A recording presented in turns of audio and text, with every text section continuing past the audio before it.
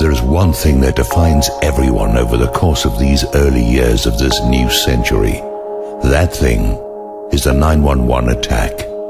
Everyone in government in every field of endeavor the world over is defined by their position on this event.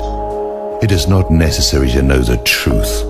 It is only necessary to know the extent of the lies in order to define any leader in any position anywhere in the world.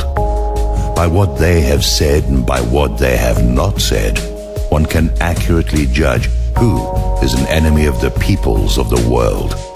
One can accurately determine who is a tool of the psychopaths, or one of them. Think about what you allow yourself to know. Think about what you pass by, ignore, deny, and defend that defines you. It defines the degree of your personal courage, your relationship to the truth, your values, your principles, and what you will pass on to your children and everyone you meet. It tells you, in that place where your conscience must once have lived, whether you are a hypocrite and a fool, or whether something greater still lives within you. 19 men pass through airport security. 11 of them are stopped and questioned, but then allowed to board. Several large passenger planes wind up hijacked and flown at high speed into enormous buildings. None of these men had shown previous capacity to accomplish this feat. These men were armed with box cutters. No jet fighters were scrambled to intercept these planes, although the authorities in charge of such actions knew immediately what was happening. Airport traffic controllers were ordered to destroy all recorded evidence of the event. Some of them physically broke the CDs and scattered the pieces into different trash containers at the airports. Within hours, 3 of the biggest buildings in the city, buildings designed to absorb the impact of the very planes which hit them, all crumbled into their own footprints at the speed of free fall. It was said that the fire, which burned below the melting point of steel, caused this to happen. No fire in history had previously accomplished such a thing, not once. Previous fires had burned hotter and longer, yet no building fell. Now, 3 have fallen in one day. Months later, the wreckage burned white hot beneath the surface, and clear cuts and support beams were photographed. A passport from one of the hijackers appears on a city street, undamaged. Cars are discovered at airports with flight training videos and Qurans. Apparently, the men who were deeply religious enough to give their lives to attack these buildings thought nothing of leaving their sacred texts behind. Some weeks later, 7 of the alleged hijackers are found to be alive in their native countries. Some days earlier, some of these men were observed drinking and having lap dances in a Florida bar. This sort of behavior is not normal for such men as these. Around the same time, the ringleader of these men and some associates were observed by the FBI boarding a gambling boat belonging to Jack Abramoff. These men were tracked to Las Vegas and watched by the FBI, yet they passed through the airport security checkpoints. Even though 11 of them were stopped and questioned, they still boarded. On the day of the event, several men were observed videotaping the attack as it happened. They were seen to be dancing and celebrating as well. The police stopped and arrested them. They were found to be Mossad agents. Sometime later, they were quietly released and returned to their home country with no reasons given. The men videotaping and celebrating had to have known about the attack in advance in order to have been in a position to film it.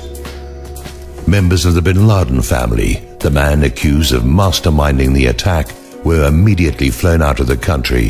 Bin Laden denied any connection to this attack.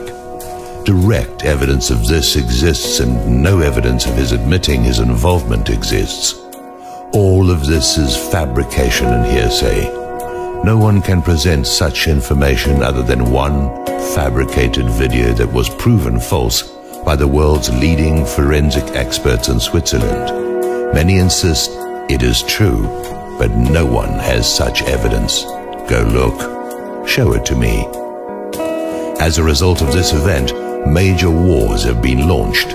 Over 1 million people have died, with nearly another 5 million displaced. An investigation was launched into the event against the wishes of the president and vice president and rubber-stamped with pre-dawn conclusions, even though the evidence did not support these conclusions.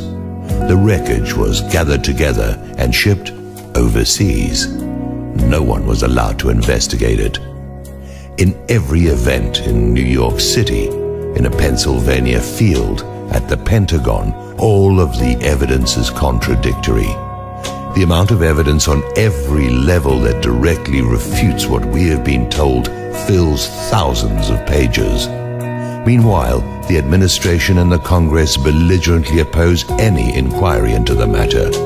People in government who have questioned the official story have been fired from their jobs or driven from office by the very party they are a member of.